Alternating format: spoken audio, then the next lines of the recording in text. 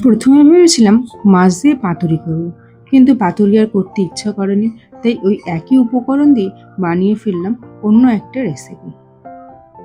প্রথমে একটা পাত্রে 4টে মাছ নিয়ে নিয়েছি। তাতে দিয়ে দিয়েছি অল্প পরিমাণ লবণ, হলুদ গুঁড়ো, লেবুর রস আর সর্ষের তেল দিয়ে ভালো করে মাখিয়ে 15 মিনিটের জন্য ম্যারিনেট করতে দিয়ে দিয়েছি।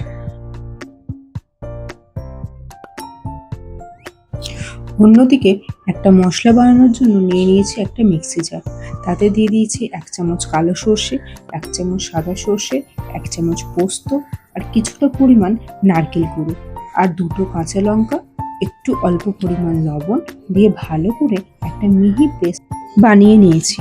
এরপর একটা স্টিলের বাটি নিয়ে তাতে সেই পেস্টটা দিয়ে দিয়েছি আর মিক্সির মধ্যে অল্প পরিমাণ জল দিয়ে সে বাকি মশলাটাও দিয়ে দিয়েছি 3 চামচ মতো টক দই, পরিমাণ মতো হলুদ গুঁড়ো, অল্প পরিমাণ লবণ আর একটু বেশি পরিমাণ সর্ষের তেল দিয়ে ভালো করে মশলাটা মিশিয়ে নিয়েছি। মশলাটা ভালো করে মেশানো হয়ে গেছে। এরপর আমি ম্যারিনেট করা মাছগুলো দিয়ে দিয়েছি। 4খানা মাছ দিয়ে তার ওপর থেকে এবার দিয়ে দিয়েছি অল্প পরিমাণ ধনেপাতা কুচি, 2টো কাঁচা লঙ্কা আর 2 চামচ সর্ষের তেল। টিফিন বক্সটা ভালো করে চাপা দিয়ে দিয়েছি।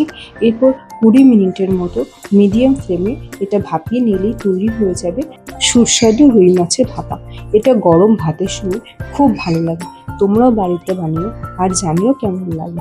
যদি ভালো লাগে তাহলে একটা লাইক করে দিও। আরও অন্যান্য রেসিপির জন্য আমার চ্যানেলটা সাবস্ক্রাইব করে দিও। সবাই ভালো থেকো, সুস্থ থেকো। দেখা হবে অন্য আর একটা রেসিপি নিয়ে।